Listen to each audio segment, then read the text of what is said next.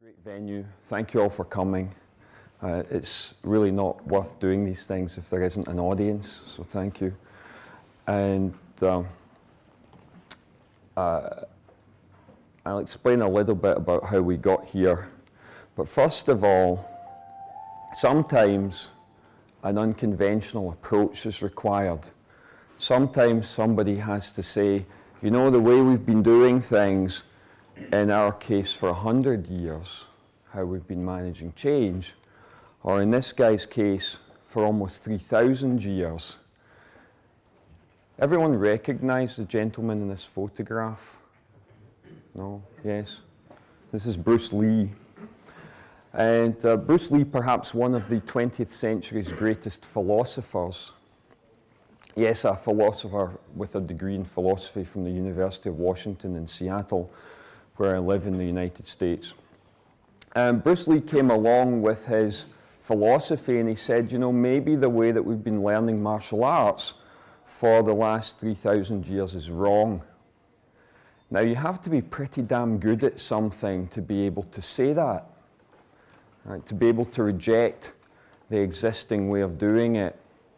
So if you're like me, then what you learned about Kung Fu, you learned it from watching Kung Fu Panda with your kids.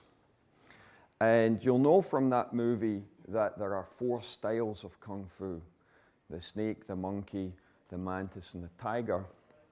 But actually, here's a list from Wikipedia. This is just what are called traditional styles. There are 64 on this list. So how do you end up with 64 different styles of Kung Fu? And the favorite ones are all there, if you look carefully on the list. Well, the thing is that when somebody changes an existing style, maybe adds some new moves to it or deletes other moves from a previous one, they give it a new brand name. And it becomes a new pattern style of martial arts. And so this goes on. If you scroll down this Wikipedia page, you'll discover there are another 40 or more what are called modern or hybrid styles. So there are actually well over 100 different pattern styles of Chinese martial arts. So if your small child says, "Daddy, I think I'd like to learn Kung Fu," you've only over 100 of them to choose from. Which one would be the best? And Bruce Lee came along and he said, you know what, this is wrong, we're learning this the wrong way. In fact, he went as far as to suggest that the way these pattern styles were learned by learning each move individually using a kata, a way of practicing the move over and over again on your own, he compared that with dry land swimming, like learning to swim without actually going into the water. And that's obviously quite a derogatory term, right? He's trying to shame or humble the teachers after perhaps thousands of years of really not much evolution in their method. Now, Lee's own method is called Jeet Kune Do. The term Jeet Kune Do means the way of the exploding fist. Do means way. So Jeet Kune is the intercepting fist. And the intercepting fist is a move in his style. He had to pick a name for it, but he emphasized that the name really wasn't important. It was a way of communicating his method. And the saying on this logo here says, it translates as using no way as way and having no limitation as limitation. Because Bruce Lee didn't want anyone to copy an existing pattern style. He wanted them to evolve their own style of hand-to-hand combat of martial arts that worked for them and was entirely unique to them. And in order to do that, they shouldn't be limited by history. They shouldn't be limited by old ways of doing things or the existing pattern catalogue of pattern styles of martial arts, those with the brand names. His suggestion was that he used the metaphor of filling a glass of water and emptying it and saying you absorb that which is useful and you discard the rest. and then you try again, and you just keep repeating.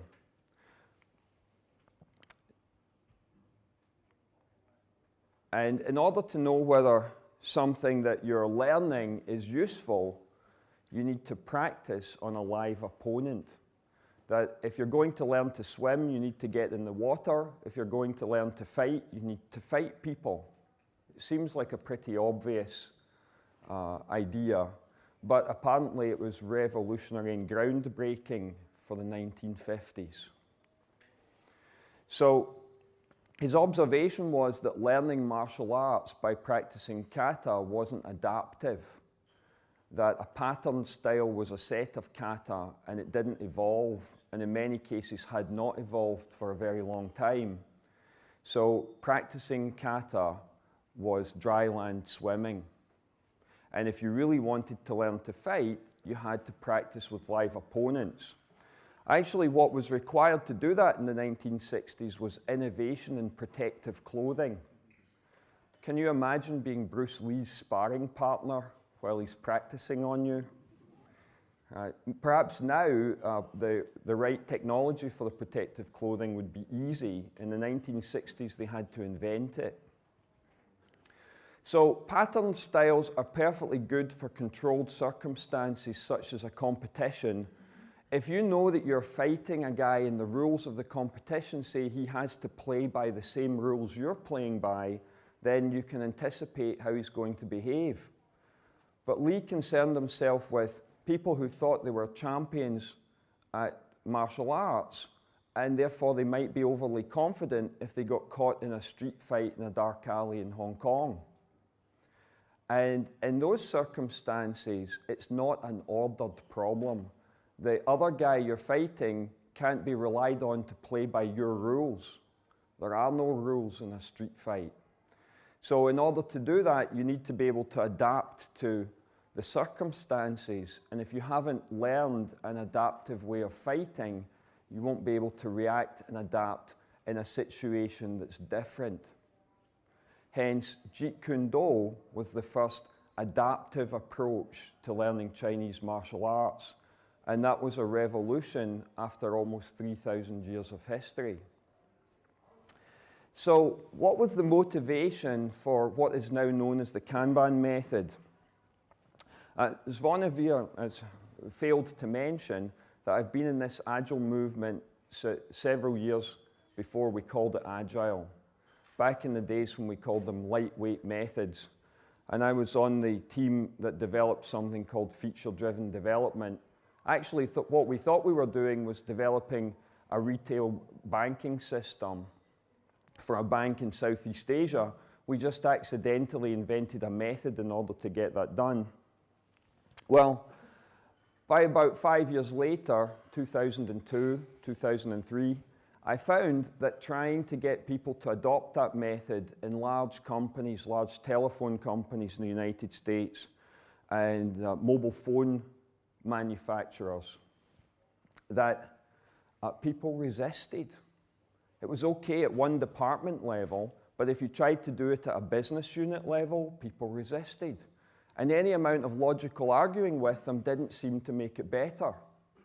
So I came to the conclusion that maybe it wasn't the method that was the problem, it was the people who were somehow resisting adoption, and that resistance was probably natural to human beings. And I started to think that what we actually needed was an evolutionary approach rather than the approach of just telling people what to do. So it turns out this approach to change dates back to the McKinsey consulting company from the 1920s. And McKinsey would come along, they would take a look at your factory or your business, and they would tell you, this is what you do now, here's a description of your current process, and that's obviously not good enough.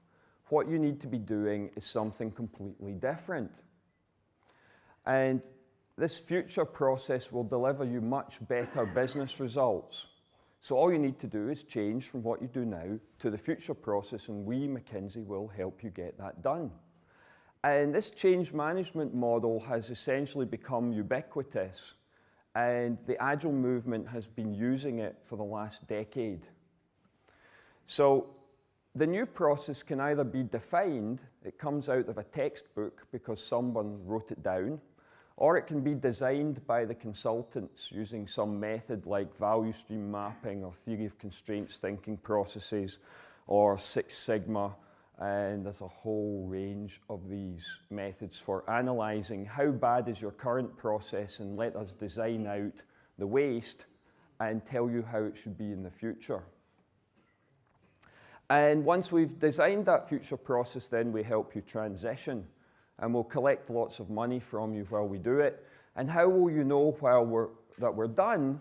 Well, we have a long list of practices, and we have a clipboard, and we can walk around and say, are you performing this practice? Tick, tick, tick, tick. And once we've checked them all off, we can announce you are now agile. You're doing all 12 practices. Let's declare victory. We're now agile.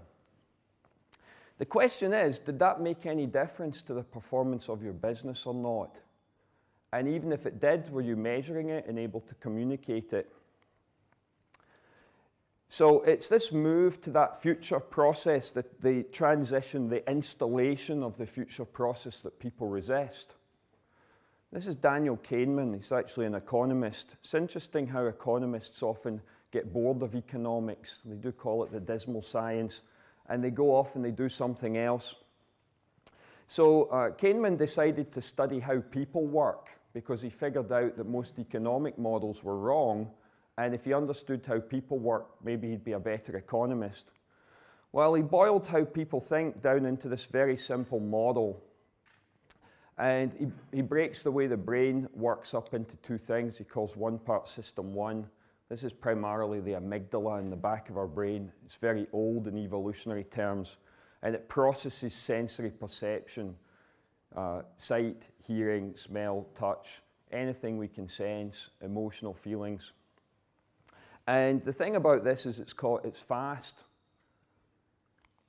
but it's very slow to learn. For this part of your brain to learn something, it's actually a chemical process. It's a rewiring of the brain, a rewiring of the neural pathways. And the only way to do that is by experience. The only way for System 1 to learn is the experience of doing something. Hence, experience does actually matter. For all the young geeks in the audience who might think they're smarter than everyone else in the room, experience still matters for something, and sometimes getting older is a good thing. Then there's System 2. System 2 is our logical inference engine. We're quite lucky to have one of these. Not every animal on the planet has one. Now, this is the frontal cortex in the brain. And the thing about System 2 is it's slow. It's also incredibly error-prone. We're actually not nearly as good at logical inference as a pocket calculator. Not even remotely close. Right. Silicon-based equipment outperforms System 2 on speed and quality every single time. The good news about System 2 is it's fast to learn because it's learning from theory. If you can show System 2 that its understanding of a theory is incorrect, it will quickly adapt and start behaving correctly. The thing is that System 1 gets all the information first, and it processes it in a millisecond. So in order for information to get to System 2, it has to go in somehow, and once it's inside, it has to pass through System 1 in order to get to System 2. If System 1 decides, I don't like what I heard, or I don't like what I see or what I feel, then what it does is it switches off the return signal from System 2. System 2 is not capable of doing anything. It's capable of thinking about stuff and making a recommendation. So if System 2 wants me to move my arm, it has to send a signal to System 1 saying, I think David should move his arm. That would be an intelligent thing to do right now. And that will happen. If, on the other hand, System 1 has decided, I didn't like what I heard, imagine you've just presented your project plan at the program management office, a review meeting. and people start reading your plan and they think, wow, $10 million to do this, you've got to be kidding. That probably wasn't a System 2 evaluation. System 1's already decided it doesn't like your plan, and what it does is it switches off the return signal from System 2. So the person might sit and read the plan in detail, and the System 2 is figuring it out and saying, this seems like a logically correct plan, and this project really is going to cost $10 million. And System 1's like, I'm not listening, I don't like your plan. This is where the resistance comes from, how we process change. So here we have a worker from our IT team. He's one of the old guys on the team, and he's a carbon-based life form. But recently, we've struggled to recruit some of the best JavaScript developers because there's a bit of a shortage of them. So we've started hiring these new guys, silicon-based life form. Well, when our Agile consultant comes along with his Agile method to explain how that's a much better way of building software, silicon-based life form says, that's absolutely logically correct, I'm totally on board, let's start tomorrow. On the other hand, there's a strong chance that our carbon-based life form is like, you know, it just doesn't feel right to me and I don't like it that much. And maybe I'm not coming along for this ride, not in a hurry. And if you have a workforce full of thousands of carbon-based life forms, the likelihood is 70 or 80% of them will respond in this fashion. The reason for that is that defined target processes contain definitions of roles and responsibilities. Software development methodologies contain definitions of roles and responsibilities, and System 1 processes that as an attack on your identity. It's like, so you want us to change to a new method? Oh, you want me to change my identity. I get a new job title, perhaps. I get new roles and responsibilities. Maybe I won't be as good at those, and people will not respect me so much. There is a method that we all have for establishing our own self-image and our own self-esteem.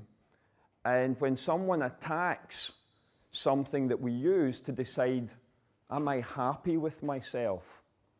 Am I a good project manager? Well, yes, I think I am. I think I'm pretty good at planning and attention to detail and making Gantt charts.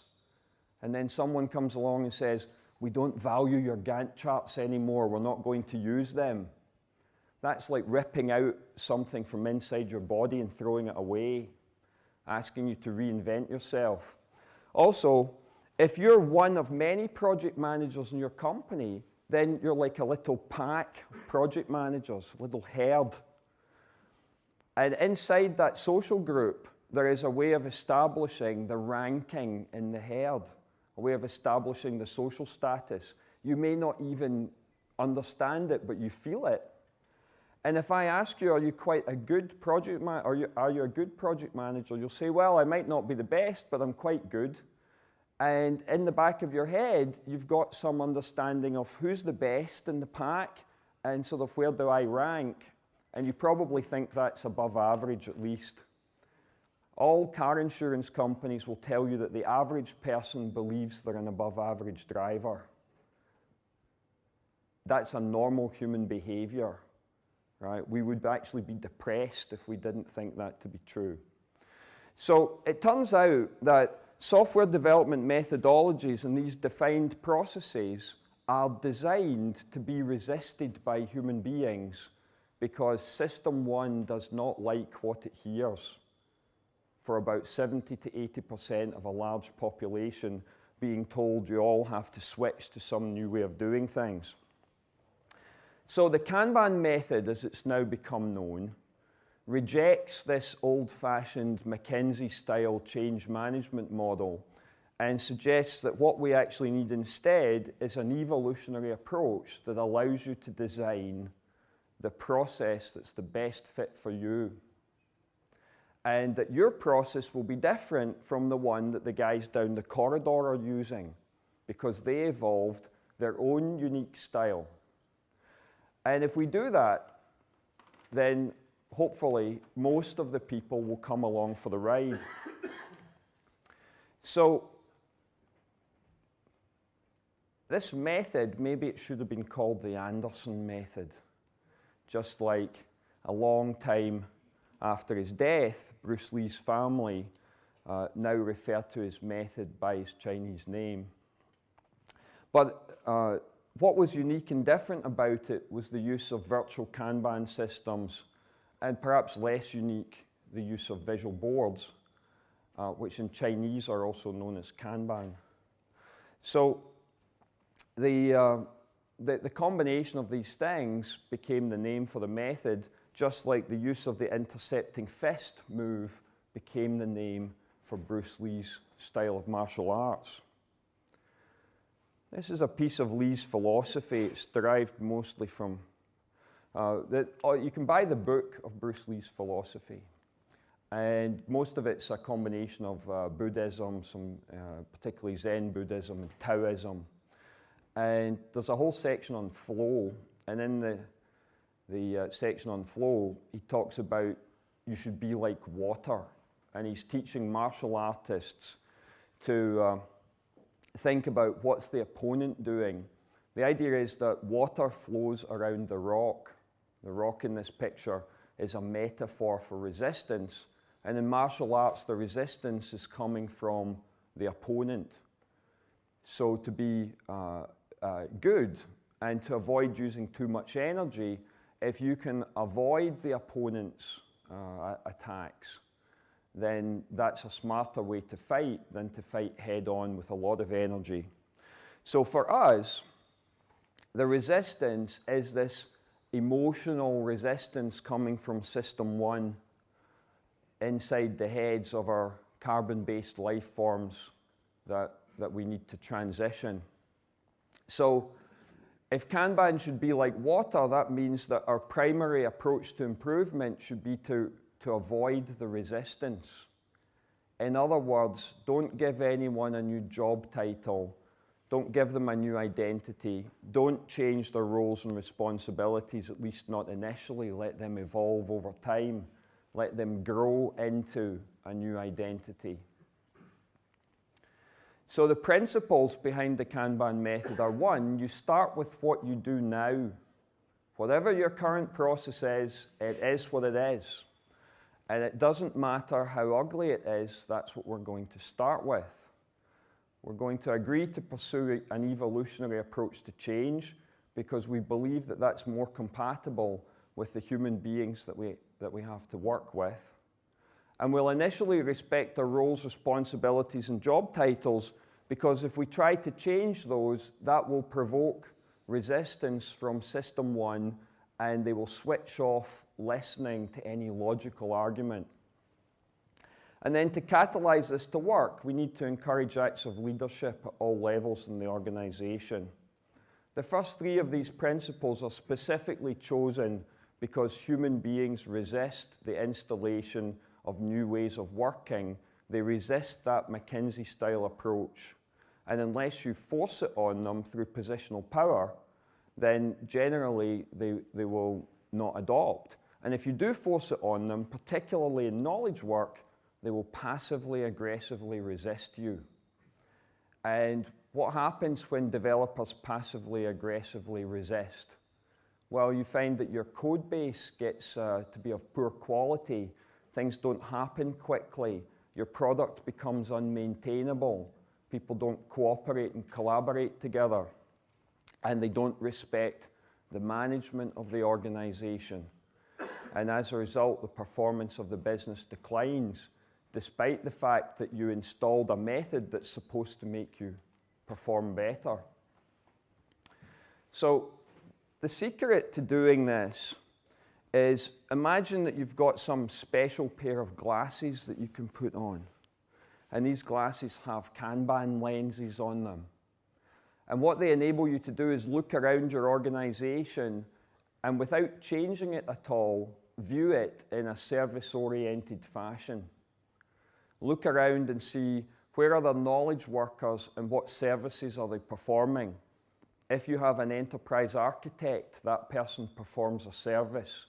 If you have user interface designers, they perform a service. If you have database administrators, they perform a service.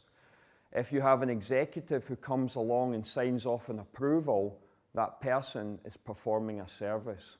You look for the services in your organization, and where there's more than one person involved, there's some form of workflow. Where there's more than one activity involved, there's some form of workflow. So we look at the activities and we map that workflow, and we pay attention to the how and the why the work arrives. What are the risks involved? Where does it come from? What do we do to it? Where does it go? And we track all that and we visualize it. And in doing so, we actually create an environment where our process starts to feed system one in our brain, and we start to experience process and learn from that experience.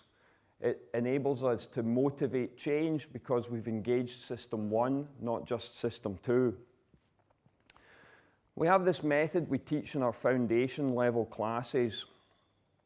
And the acronym for this is STATIC, the system thinking approach to introducing Kanban. And on the second day of the foundation class, the groups in the class perform exercises to do the first 5 of the 6 things on this list. That first of all, we want to understand what is it we're trying to improve, why are people unhappy, what would we like to fix.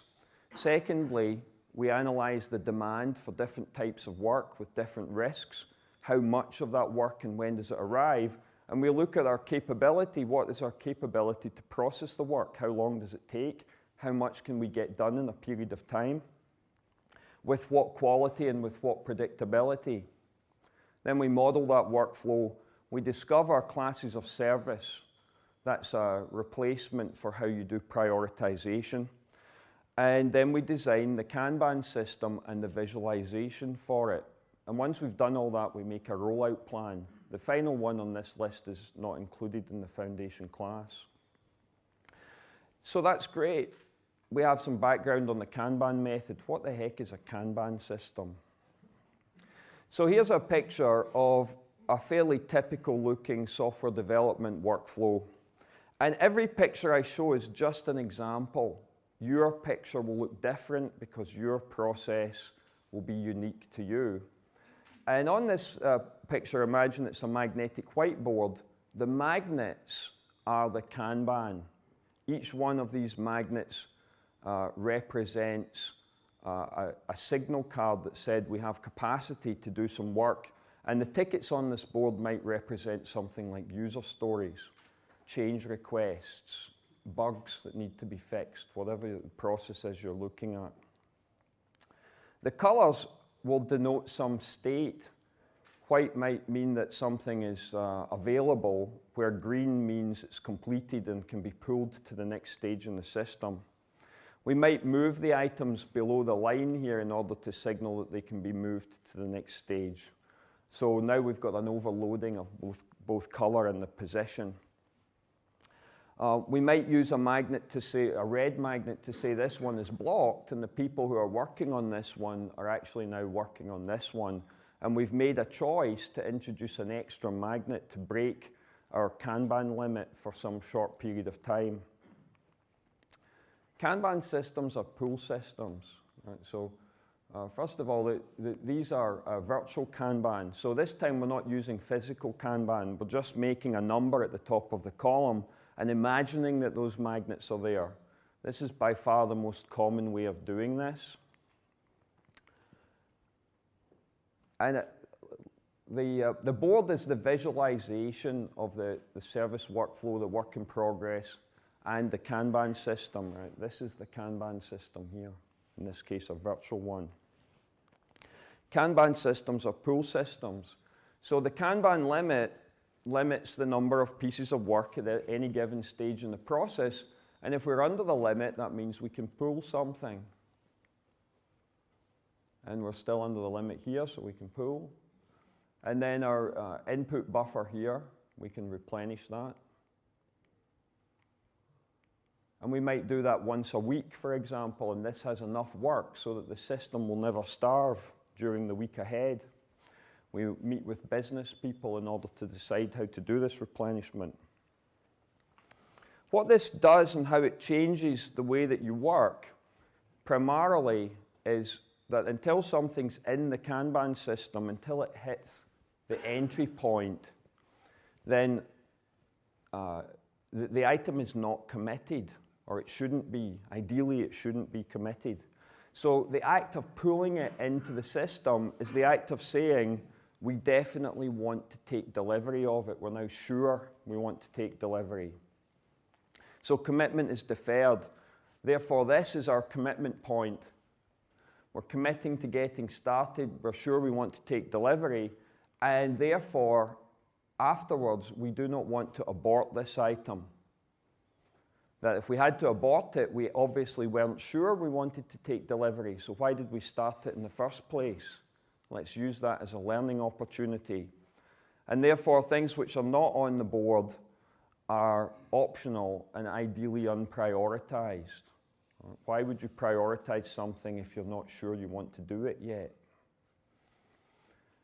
To get people to buy into this, sometimes it's important to show them how many things they are currently discarding or abandoning. Right? So something that never makes it downstream here, never really gets committed, how many of those get abandoned or discarded? And the typical answer is in the range of 50%. So why would you bother to commit on something if there's a 50% chance you're going to throw it away or ignore it? Engaging people on their current discard or abandonment rate is one way of getting people to buy into this deferred commitment concept. In this example, I've moved the commitment point to the middle so that we can see to the left here the upstream activity, the business development activity to come up with ideas. This is often referred to as upstream Kanban, sometimes as discovery Kanban. So here's our committed work, the stuff we definitely want to take delivery of, and everything to the left is optional.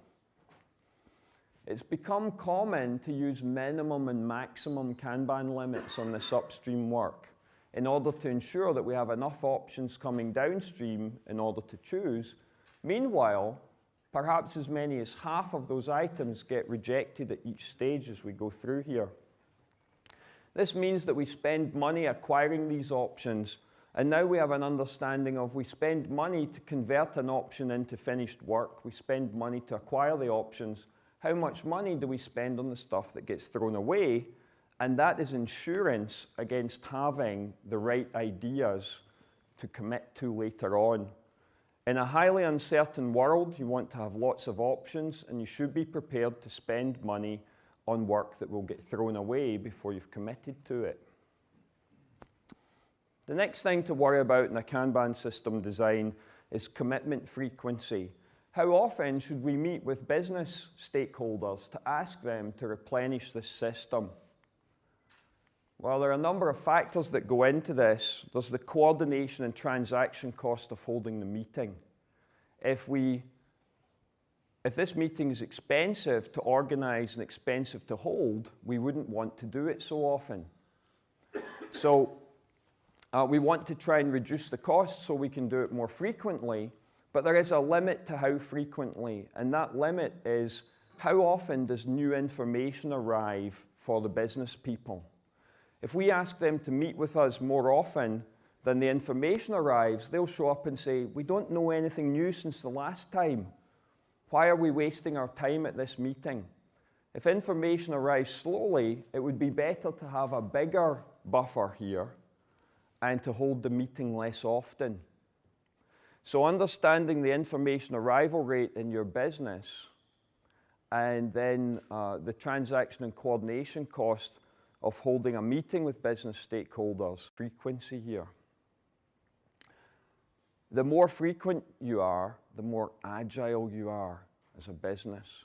An on-demand commitment, one at a time, every time there's a free Kanban signal, that would be the most agile you could be.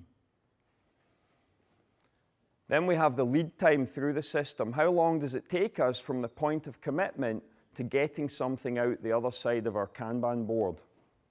Well, the clock starts ticking at the commitment point, And at least for the Kanban system lead time, it ends when we hit the first infinite queue, because that's the end of the Kanban system. So how often do we commit to stuff? How long does it take once we've committed? And then how often do we deliver?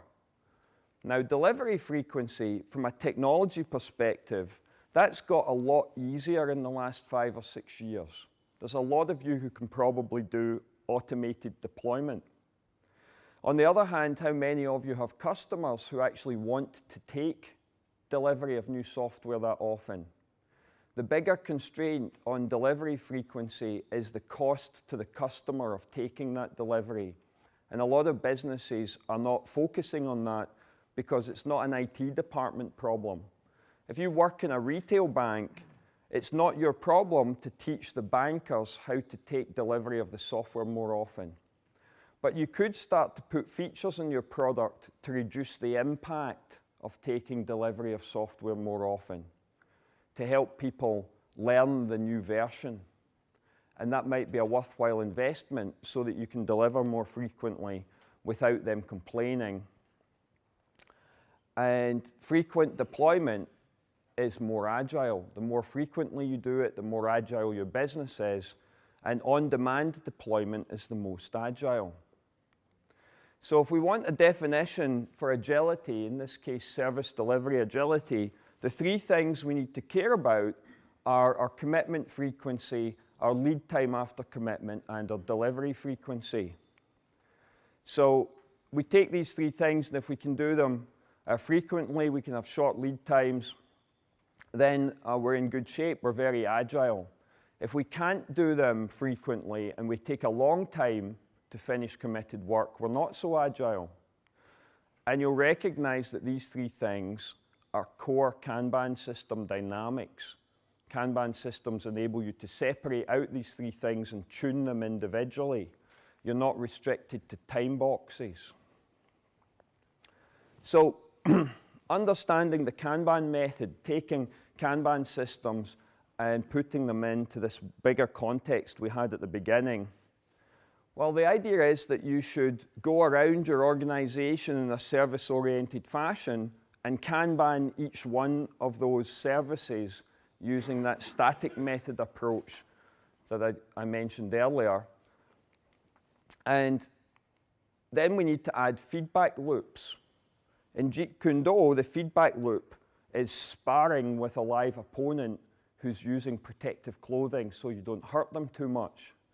Well, the feedback loops, somewhat ironically, have become known as the Kanban kata. And I'm sure that Håkan Fors will be talking about these later on today. And there are 3 of these. There's a stand-up meeting that we recommend happens daily. There's the service delivery review, sometimes also called the system capability review. This typically happens weekly. And the operations review, which happens monthly. The stand-up meeting, a little different perhaps than what you're used to if you understand Scrum, but the principle's somewhat similar. A service delivery review is a weekly or less often, but weekly would be good, quantitative review of system capability. So what we have here is a lead time histogram actually for 2 different types of work, for change requests and production defect fixes. And we might have some service level agreement, and we're going to compare how are we doing with the service level agreement or service level expectation that we have, and then discuss how do we improve if we're not doing well enough. Then lastly, we have the operations review. This is a system of systems level review where people bring their quantitative data from each of these typically interdependent services, and we compare how they're all doing against their service level expectations, and where the interdependencies are causing problems, then at a larger organizational level we can make some adjustments. So when we have this system of systems and lots of interdependent demand, it's the operations review that allows us to see the overview of how they're all working and where we need to make adjustments, how we need to redesign and make changes in these different systems so that the whole business performs better. So the Kanban method has these 6 specific practices. Visualize the work, the workflow, and the business risks. Implement virtual Kanban systems. Manage the flow through those systems. Make the policies explicit for things like, what does it take to move a ticket from one column to the next? What's the definition of done? Implement the Kanban kata. You can't have an evolutionary method without feedback loops. And in order for those feedback loops to be useful, educate your workforce to enable collaborative evolution of policies and ways of working. Educate them in ways of understanding how the work works. Things like the theory of constraints, Edwards-Deming's theory of profound knowledge, lean risk management, things like real option theory, and system liquidity. All stuff that we teach in advanced classes, stuff that appears in section 4 of the book on Kanban. So how do we know an evolution is an improvement? Well, if you start with what you do now and you make a change, how do you know that change is better? Well, in evolutionary biology, if you mutate a species to a new species, that new species will thrive and survive if it's fitter for its environment. That's a bit of a simplification, but it'll do for this morning. Well, the equivalent of that in business is we need to understand what customers value as fit for purpose. If our service is fit for purpose, what is it they value? And we can measure that with fitness criteria. So here we have a pizza delivery service. What are the fitness criteria for a good pizza delivery service? Well, the delivery time, the quality, both the functional and the non-functional quality, the predictability of delivery, the predictability of quality, and probably not the safety of our guy on his delivery moped. We probably don't care if he breaks a few traffic laws. But do we care about health and safety in the restaurant that cooked the pizza? Yes, we do. These 4 metrics are very commonly occurring as the metrics for service delivery and knowledge work. All you need to do is figure out the parameters that your customers care about. What's an acceptable delivery time, an acceptable level of quality, an acceptable level of predictability, and so on. This is lead time data from the 9X exchange in New York. I got this from one of the managers there. This is for 2 different departments that are maintaining 2 different trading floor systems. And so we've got lead time on the x-axis, we've got quantity of work completed on the y-axis. And the question is, which one of these 2 is fitter for purpose? Well, from purely the lead time data, even though we can see that system B is faster, we don't know if they're fitter for purpose. But if we know their service level expectation, their customer's expectation for good enough, then we can know. And the graphs at the bottom here, the 0 represents on time against the service level expectation. Anything to the left-hand side means it was early, and to the right-hand side it was late. And from this, we can now see that System B delivers most things on time and a few things late. System A, on the other hand, a large majority here is late. The summary is that the team maintaining System B deliver 5 out of 7 things on time. The other team only deliver 3 out of 7 things on time. The conclusion, Department B is fitter for its purpose than Department A. Evolutionary change works like this. Imagine that this is our current process definition and we mutate it a little bit. We can evaluate its fitness and it's not good enough, so we make a change. Our process is evolving. We can keep evaluating the fitness. We keep using the same metrics. Maybe the latest change we made isn't an improvement. Well, we could easily roll that back. But it's also perfectly valid in an evolutionary method to simply roll forward, to keep making changes and continue to evaluate the fitness. The point here is there is no definition of done for evolutionary change. There's no concept of the guy coming around with the clipboard to audit you and say, are you doing all the practices? There is no way to declare, we're done, we're now agile. But what you do know is that your business is fitter for purpose and performing better. And that should help you thrive and survive. So, business agility, we can define as both sensing and responding.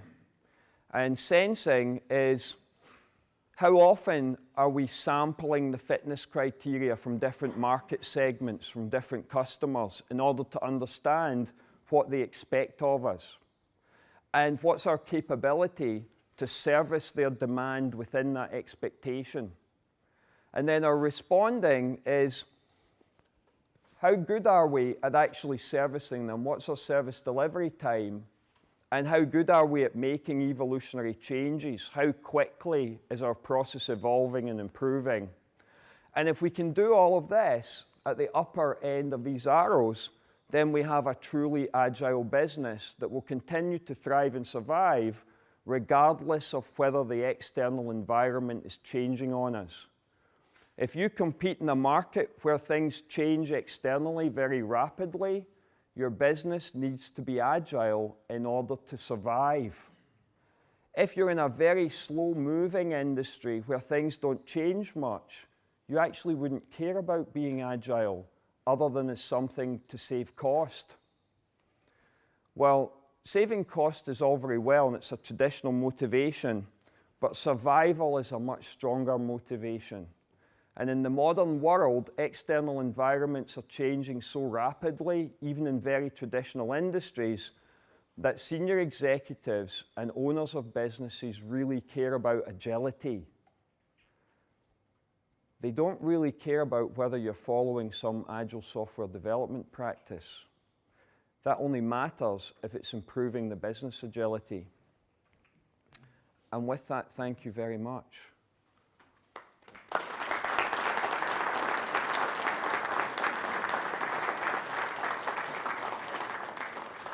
We have the Kanban conference coming up in Bologna in Italy at the end of May, if some of you found this interesting. And I have some classes coming up later this spring in Europe. The next one's in Berlin.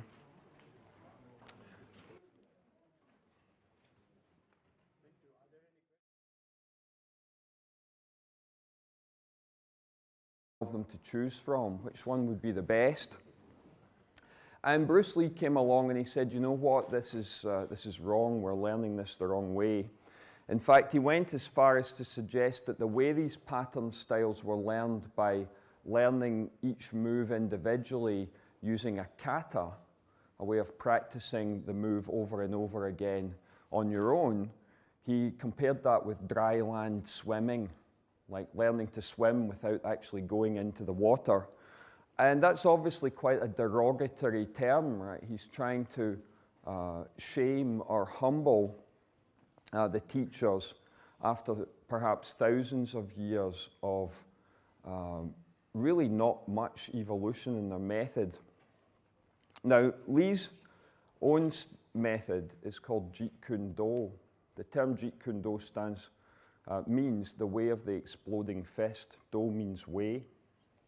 So Jeet Kune is the intercepting fist. And the intercepting fist is a move in his style. He had to pick a name for it, but he emphasized that the name really wasn't important. It was a way of communicating his method. And the saying on this logo here says, it translates as using no way. The observation was that learning martial arts by practicing kata wasn't adaptive, that a pattern style was a set of kata and it didn't evolve, and in many cases had not evolved for a very long time. So practicing kata was dry land swimming. And if you really wanted to learn to fight, you had to practice with live opponents. Actually, what was required to do that in the 1960s was innovation in protective clothing. Can you imagine being Bruce Lee's sparring partner while he's practicing on you? Perhaps now the right technology for the protective clothing would be easy. In the 1960s, they had to invent it. So pattern styles are perfectly good for controlled circumstances such as a competition. If you know that you're fighting a guy and the rules of the competition say he has to play by the same rules you're playing by, then you can anticipate how he's going to behave. But Lee concerned himself with people who thought they were champions at martial arts, and therefore they might be overly confident if they got caught in a street fight in a dark alley in Hong Kong. And in those circumstances, it's not an ordered problem. The other guy you're fighting can his way, and having no limitation is limitation. Because Bruce Lee didn't want anyone to copy an existing pattern style. He wanted them to evolve their own style of hand-to-hand combat of martial arts that worked for them and was entirely unique to them. And in order to do that, they shouldn't be limited by history. They shouldn't be limited by old ways of doing things or the existing pattern catalogue of pattern styles of martial arts, those with the brand names. His suggestion was that he used the metaphor of filling a glass of water and emptying it and saying you absorb that which is useful and you discard the rest, and then you try again and you just keep repeating.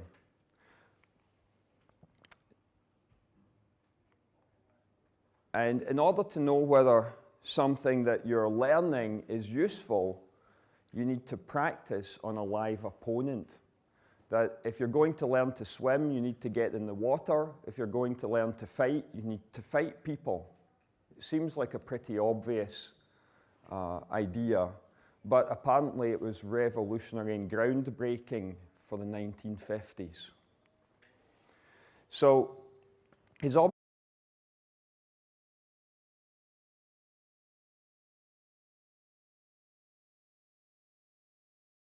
great venue. Thank you all for coming. It's really not worth doing these things if there isn't an audience, so thank you. And I'll explain a little bit about how we got here. But first of all, sometimes an unconventional approach is required. Sometimes somebody has to say, you know, the way we've been doing things, in our case for 100 years, how we've been managing change, or in this guy's case, for almost 3,000 years. Everyone recognize the gentleman in this photograph? No? Yes? This is Bruce Lee. And Bruce Lee, perhaps one of the 20th century's greatest philosophers. Yes, a philosopher with a degree in philosophy from the University of Washington in Seattle, where I live in the United States. Bruce Lee came along with his philosophy and he said, you know, maybe the way that we've been learning martial arts for the last 3,000 years is wrong. Now, you have to be pretty damn good at something to be able to say that, right? To be able to reject the existing way of doing it. So if you're like me, then what you learned about Kung Fu, you learned it from watching Kung Fu Panda with your kids. And you'll know from that movie that there are 4 styles of Kung Fu: the snake, the monkey, the mantis, and the tiger. But actually, here's a list from Wikipedia. This is just what are called traditional styles. There are 64 on this list.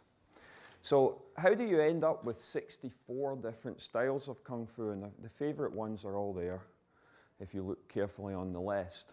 Well, the thing is that when somebody changes an existing style, maybe adds some new moves to it or deletes other moves from a previous one, they give it a new brand name. And it becomes a new pattern style of martial arts.